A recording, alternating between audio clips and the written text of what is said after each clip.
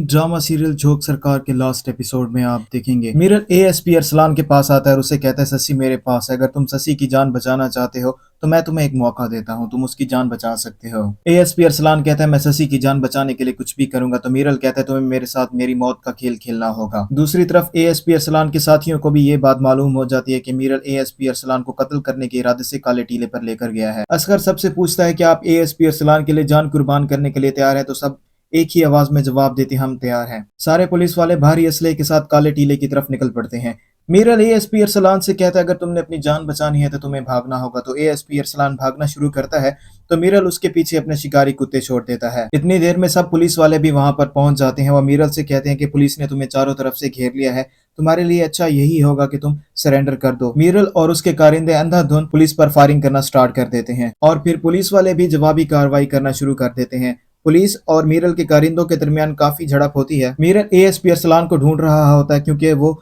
ASP Arsalan से बदला लेना चाहता है, इसलिए उसको कत्ल करना चाहता है। शशि को जब ये बात मालूम होती है कि मीरल एएसपी अरसलान को काले टीले की तरफ कत्ल करने के इरादे से लेकर गया है, वो हाथ में बंदूक लिए काले टीले की तरफ भागती हुई आती है, तो उसका सामना मीरल से हो जाता है। मीरल एएसपी अरसलान से कहता है अगर तुम शशि की जान बचाना चाहते हो तो तुम्हें अपने हथियार फेंकने होंगे। एएसपी अरसलान के हथियार फेंक देने के बावजूद भी मीरल शशि को गोली मार देता है। एएसपी अरसलान को इस बात से बहुत ज्यादा गुस्सा आता है। एएसपी अरसलान और मीरल के दरमियान लड़ाई शुरू हो जाती है। लड़ाई में एएसपी अरसलान मीरल को जान से मार देता है। दूसरी तरफ नूरी भी सब गांव वालों के पास पहुंच जाती है और उन्हें इकट्ठा कर देती है। वो कहती है झोंक सियाल के मर्दों में शशि को बचाना होगा, मीरल शशि को किडनैप करके ले गया है, अगर तुम उसे नहीं बचा सकते ये लो शशि का दुपट्टा और चूड़ियां तुम्हें तुम्हारी औरतें पहना देंगी। नूरी हजूम में मौजूद एक शख्स से बंदूक छीन लेती है, उसे कहती है ये बंदूक मुझे दे दो और तुम्हारे हाथ में सिर्फ गुलामी का कड़ा ही जचता है। आज तक हमारे गांव में जितने भी गलत काम हुए सबके पीछे मीरल और पीरल साईं का हाथ है। इकबाल और मुख्तियारी को भी मीरल और पीरल साईं ने मिलकर कत्ल करवाया है। नूरी की बातें और बहादुरी देखकर गांव वाले भी गुस्से में आ जाते हैं और नूरी के पीछे पीछे